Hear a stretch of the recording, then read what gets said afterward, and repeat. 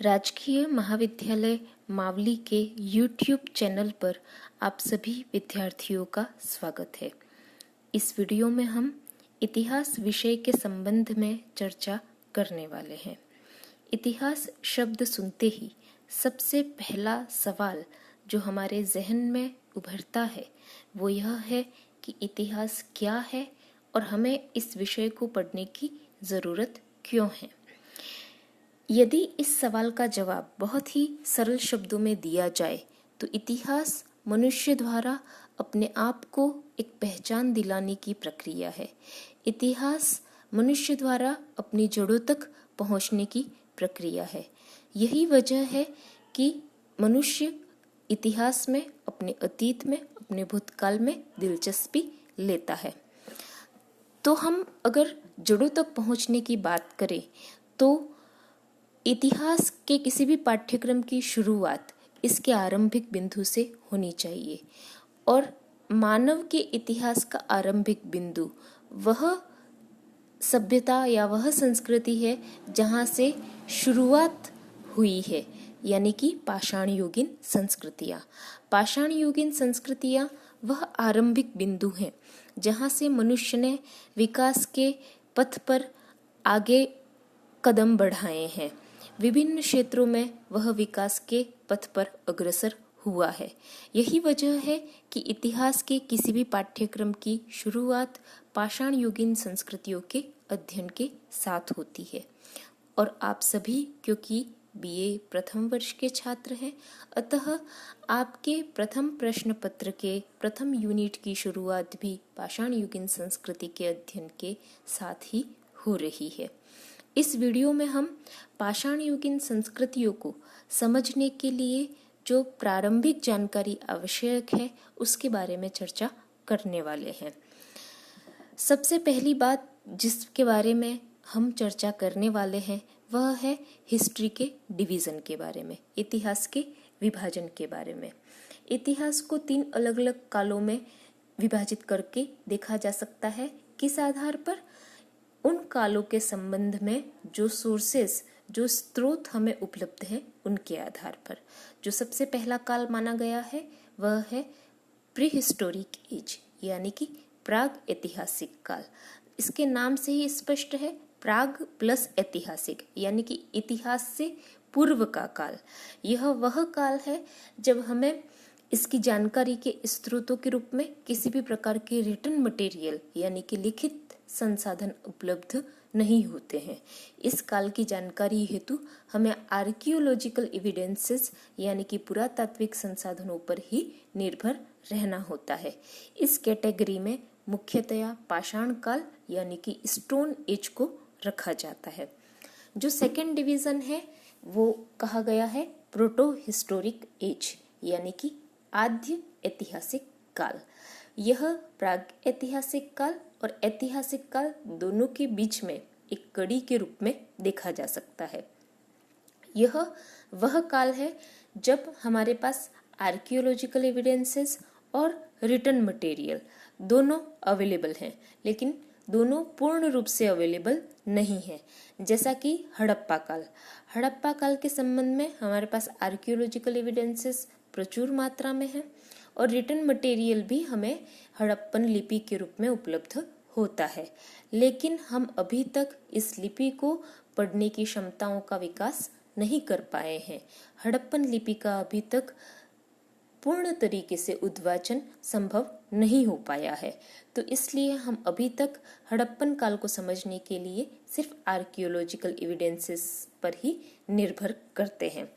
उसी तरह अगर हम वैदिक काल के बारे में बात करते हैं तो वैदिक काल के लिए हमारे पास रिटन एविडेंसेस हैं वैदिक साहित्य के रूप में, लेकिन उस वैदिक साहित्य की रचना तत्कालीन समय में नहीं होकर के बाद में की गई है। इसलिए वैदिक काल को भी आद्य ऐतिहासिक काल की कैटेगरी में रखा गया है। इन दोनों कालों के अतिरिक्त पुरातत्ववेत्ताओं यानी कि आर्कियोलॉजिस्ट के अनुसार नवपाषाण काल यानी कि नियोलिथिक एज तथा ताम्रपाषाण काल यानी कि कैल्कोलिथिक एज, वह युग जब तांबे और पाषाण दोनों का ही प्रयोग किया जाता था। तो उसे ताम्रपाषाण काल कहा गया है। तो नियोलिथिक एज और ताम्रपाषाण काल यानी कि कैल्कोलिथिक एज, इन दोनों को भी आर्कियोलॉजिस्ट के अकॉर्डिंग पुरातत्ववेत्ताओं के अनुसार आद्य ऐतिहासिक काल यानी कि प्रोटो हिस्टोरिक एज में रखा गया है। इनको रखने के पीछे आर्कियोलॉजिस्ट के द्वारा यह आर्ग्यूमेंट दिया गया है कि आर्कियोलॉजिकल एविडेंसेस में इन संस्कृतियों के संबंध में जितने बड़े बड़े निक्षेप प्राप्त हुए हैं या जितने विशालकाय पैमाने पर इनसे संबंधित संसाधन हमें पुरातत्व विज्ञान से उपलब्ध हुए हैं, वह यह प्रमाणित करते हैं कि यह निश्चित तौर पर प्री हिस्टोरिक एज यानी कि प्रागैतिहासिक कालीन संस्कृतियों से कहीं आगे की संस्कृतियां थी, इसलिए इन्हें प्रोटो हिस्टोरिक एज में रखा जाना उचित है। जो थर्ड कैटेगरी है हिस्ट्री के डिवीजन की, वह है ऐतिहासिक काल। इस काल में मुख्यतया उस समय को रखा जाता है जब से हमारे पास पूर्ण रूप से रिटन एविडेंसेस अवेलेबल हैं और ऐसे रिटन एविडेंसेस अवेलेबल हैं जिनको पढ़ पाना हमारे लिए संभव है। इसमें 600 BC यानी कि 600 ईसा पूर्व के बाद के काल को रखा गया है। सबसे पहले जो लिखित प्रमाण हमें इतिहास में उपलब्ध होते हैं वह है मौर्यकालीन सम्राट अशोक के अभिलेख, जो कि 4वीं सदी ईसा पूर्व के हैं। लेकिन इन अभिलेखों में जिस तरीके की लिपि मिलती है उसका विकास होने के लिए 100-200 वर्षों का समय अवश्य ही लगा होगा। इसलिए ऐतिहासिक काल की जो शुरुआत है वो 600 ईसा पूर्व के बाद मानी गई है। इतिहास के इस विभाजन को समझने के बाद अब हम आगे बात करने वाले हैं पृथ्वी के इतिहास के बारे में। पृथ्वी, जो कि हम जानते हैं कि लगभग 4.5 अरब वर्ष प्राचीन है, तो इतने प्राचीन समय को समझने के लिए भूगर्भ शास्त्री यानी कि जियोलॉजिस्ट जो हैं उनके द्वारा एक समय मापनी विकसित की गई है। उस समय मापनी के माध्यम से पृथ्वी पर जीवन का जो विकास हुआ है उस जीवन के विकास को समझने की कोशिश उस समय मापनी के द्वारा की गई है। हमारे लिए इस समय मापनी को जानना इसलिए आवश्यक है क्योंकि जब हम प्री हिस्टोरिक एज यानी कि प्रागैतिहासिक काल की बात करते हैं तो वो प्री हिस्टोरिक एज का जो विकास है वो कहीं ना कहीं जियोलॉजिकल टाइम स्केल के साथ हमें पढ़ना है।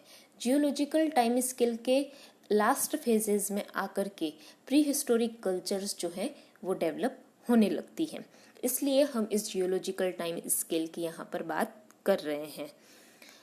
भूगर्भ शास्त्रियों के द्वारा इस समय मापनी के अनुसार धरती के इतिहास को 4 महाकल्पों यानी कि 4 एराज में डिवाइड किया गया है, जो है फर्स्ट है जिसमें प्री कैम्ब्रियन एरा, सेकेंड है पैलियोजोइक या प्राइमरी यानी कि प्राथमिक महाकल्प, थर्ड है मेसोजोइक या सेकेंडरी यानी कि द्वितीयक महाकल्प, और फोर्थ है सेनोजोइक महाकल्प। इन महाकल्पों यानी एरास को आगे कल्पों यानी कि पीरियड्स में और इन पीरियड्स को युगों यानी कि इपॉक्स में डिवाइड किया गया है। इस संपूर्ण समय मापनी को हम इस टेबल के माध्यम से समझ सकते हैं। इस टेबल के सबसे नीचे की तरफ जब हम देखते हैं तो वहाँ लिखा हुआ है पूर्व कैम्ब्रियन महाकल्प, जिसका समय भी दिया गया है 4.5 अरब वर्ष पूर्व, जब धरती की उत्पत्ति होती है और एक कोशिकीय तथा कुछ बहुकोशिकीय जीवों की भी उत्पत्ति होती है। इसके बाद इस टेबल में हम जो ऊपर की तरफ देखते हैं तो अगला जो महाकल्प लिखा हुआ है वह है पैलियोजोइक महाकल्प। इस पैलियोजोइक महाकल्प में जैसे कि प्रारंभिक जीवों की उत्पत्ति होती है, जैसे कि प्राचीन मत्स्य की उत्पत्ति होती है या फिर प्रारंभिक सरीसृपों की उत्पत्ति होती है। सरीसृप यानी कि रेंगने वाले जीवों की उत्पत्ति होती है। इसके आगे जब हम बढ़ते हैं तो अगला जो महाकल्प आता है उसे कहा गया है मेसोजोइक या मध्यजीवी महाकल्प। इसके जो इपॉक्स के नाम है, इसके जो काल के या इसके पीरियड्स के जो नाम है वो नाम हम पढ़ते हैं तो इनके नाम है ट्रायसिक, जुरेसिक और क्रिटेशियस। जुरेसिक पार्क के नाम से शायद आप में से किसी ने मूवी के बारे में भी सुना होगा जो कि डायनासोर्स पर बेस्ड है। तो यह वह काल है जब डायनासोर्स का इस पृथ्वी पर वर्चस्व था, लेकिन हमको पता है कि धीरे धीरे वो विलुप्त हो गए। और सबसे लास्ट जो महाकल्प है वो है नूतनजीवी महाकल्प या सेनोजोइक महाकल्प। ये सेनोजोइक महाकल्प एज ऑफ मेमल्स यानी कि स्तनधारियों के युग के नाम से जाना जाता है। इस सेनोजोइक महाकल्प को 2 कल्प यानी कि पीरियड्स में डिवाइड किया गया है। पहला है तृतीय काल यानी कि टर्शियरी युग और दूसरा है चतुर्थ काल यानी कि क्वाटरनरी युग।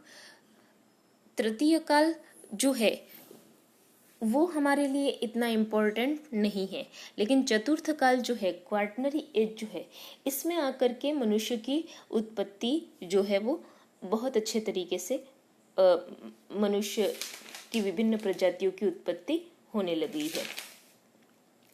इस क्वाटरनरी काल को भी हम देखते हैं कि आगे चल करके प्लेस्टोसिन और होलोसिन इन दोनों एज में डिवाइड किया गया है। तो प्लेस्टोसिन एज जो है क्वाटरनरी काल का, उसमें सबसे पहली बार मनुष्य की उत्पत्ति जो है वो होती है। तो इस जियोलॉजिकल टाइम स्केल को इसलिए हमारे द्वारा समझा जाना बहुत ही इम्पोर्टेंट है। इसका एक सुपरफिशियल नॉलेज हमें होना ज़रूरी है, ताकि जो भी टर्मिनोलॉजीज बार बार आगे के चैप्टर में, आगे के टॉपिक में रिपीट होती रहेंगी, तो वो टर्मिनोलॉजीज आपको बिल्कुल भी नई ना लगे या बिल्कुल भी आप उनसे अनभिज्ञ ना रहें। यही जियोलॉजिकल टाइम स्केल जब हम पिक्चर के फॉर्म में देखते हैं तो ये इस तरीके की पिक्चर हमारे सामने आती है, जिसमें सबसे नीचे लिखा हुआ है कि अर्थ फॉर्म्स 4.6 बिलियन ईयर्स अगो, यानी कि 4.5 अरब वर्ष पूर्व पृथ्वी की उत्पत्ति होती है। उसके बाद वो प्री कैम्ब्रियन एज है। उसके बाद जो आता है वो है पैलियोजोइक महाकल्प हमारा। उसके बाद आता है मेसोजोइक महाकल्प, जिसमें जुरासिक टाइम है, जिसमें डायनासोर्स का वर्चस्व था जो कि आगे चल करके विलुप्त हो गए। और उसके बाद जो अगला महाकल्प है वो है सेनोजोइक। सेनोजोइक को जैसा कि हमने देखा कि 2 पार्ट में डिवाइड किया गया था, 2 कल्पों में विभाजित किया गया था, जिसमें से पहला कल्प जो है जिसे हमने कहा था टर्शियरी और दूसरा कल्प को हमने कहा था क्वाटरनरी यानी कि चतुर्थ। तो जो सबसे ऊपर के 2 पार्ट आप देख रहे हैं, प्लेस्टोसिन और होलोसिन, ये वो एरा हैं, ये वो कल्प हैं, ये वो समय है जब मनुष्य की उत्पत्ति होती है, जब प्री हिस्टोरिक कल्चर्स जो हैं मनुष्य की उत्पत्ति के साथ ही इमर्ज होने लग जाती हैं।